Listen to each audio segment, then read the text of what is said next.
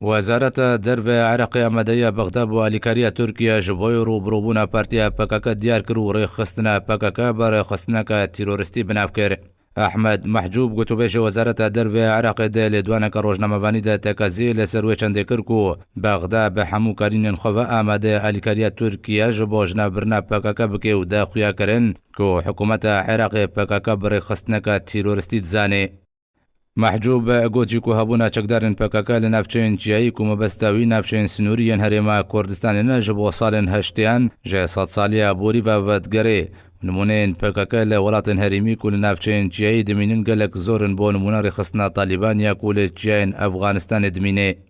محجوب ئاماژە بە ئەوەی چەندێدا و گوت و تەبایە هێزن عێراقی ئامادەنەک و ئالیکاریە تورکیا بکرداک و پەکەکە ژناو ببن و سەر بەرجیکرد و بەغداوی ڕۆڵەکە مەزن دە دۆرپێچکردنا چەکدارن پەکەکەدا ببینێ و تورکیا داخوازە هەر جۆرە ئالیکاریەکێ بکێژە عێراقی بێگومان عێراق ئامادەیەش بۆ هەماهەنگی و پێشکەشکردنا ئالیکاریان.